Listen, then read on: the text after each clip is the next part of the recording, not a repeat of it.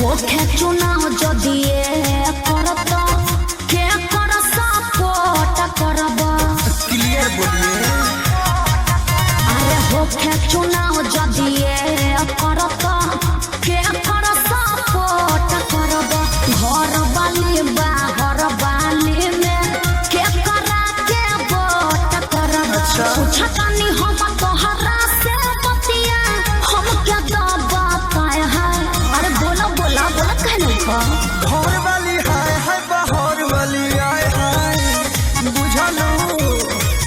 अरे घर वाली हाय हाय बाहर वाली आए हाय। अरे घर वाली हाय हाय बाहर वाली आए। अरे बाप रे ये कौन बात भइल हो। ये सच्चाई बा।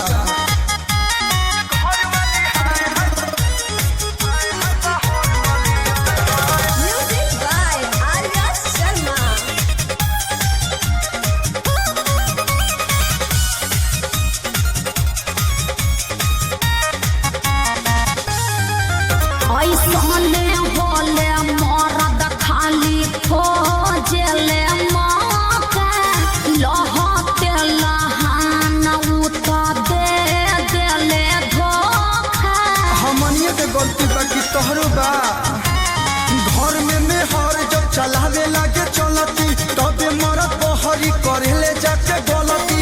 नहीं समझ में आवता तनी हमके तो समझाए है। अरे बढ़िया से बताव का फंडा बा। घर वाली हाय हाय बाहर वाली आए हाय। अरे मेहरा तो तीत लागत या। अरे घर वाली हाय हाय बाहर वाली आए हाय। अच्छा अरे घर वाली हाय हाय बाहर वाली आए हाय। देखो ये कुली ठीक नहीं खे।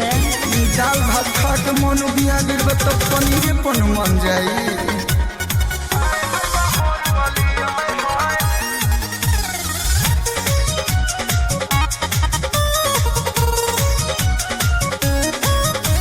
नया नया में हमनी के लोगवा कहेला मुन हो अलग अलग जगह घुमा दे मना दे हनी मुन हो।